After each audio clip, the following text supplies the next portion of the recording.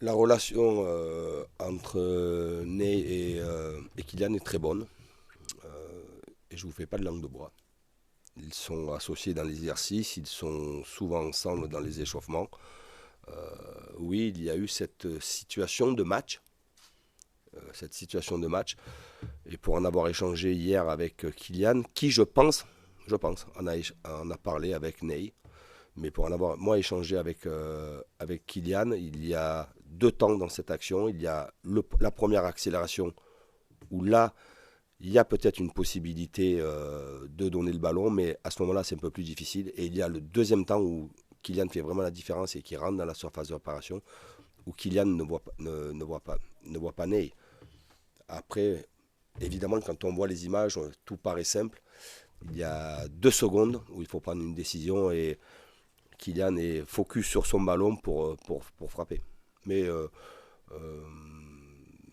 je suis convaincu que Kylian va faire encore des passes décisives, fera des passes décisives à Ney, comme Ney évidemment est capable de faire des passes décisives à Kylian. Et je n'ai rien ressenti depuis le match de négatif par rapport à cette action de jeu. Turnover à ce poste-là? Non.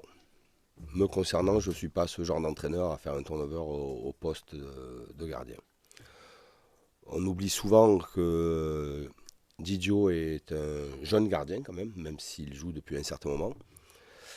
Et on oublie souvent, du moins évidemment qu'on a relevé une mauvaise appréciation d'une trajectoire sur un corner qui a une incidence évidemment importante, puisque c'est un but.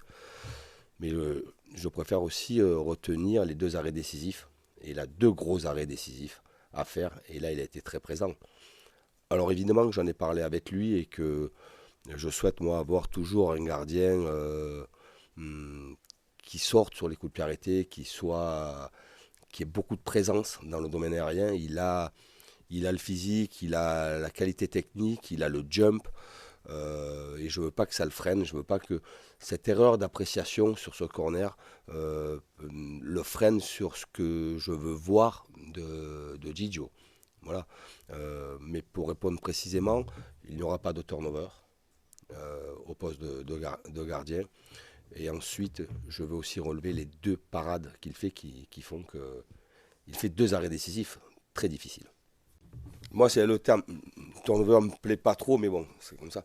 Mais il faut de la fraîcheur, évidemment. Et il y en aura automatiquement, puisque j'ai un effectif euh, qui est prêt, qui est à ma disposition, qui est un effectif de qualité, même si il manque des repères, par exemple pour Fabien Ruiz, il manque des repères pour Carlos Soler, qui sont arrivés très tardivement, qui sont arrivés finalement à 4 jours d'un match de Champions League.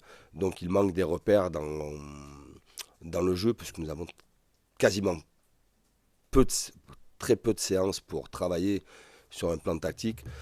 Mais évidemment qu'il y aura ça sera pas le même 11 de départ que face à la Juventus, comme le 11 de départ à IFA sera différent du 11 de départ de Brest. Et automatiquement, il faut injecter de la fraîcheur pour faire en sorte de maintenir, un, tout le monde concerné, et deux, l'équipe performante sur un plan athlétique.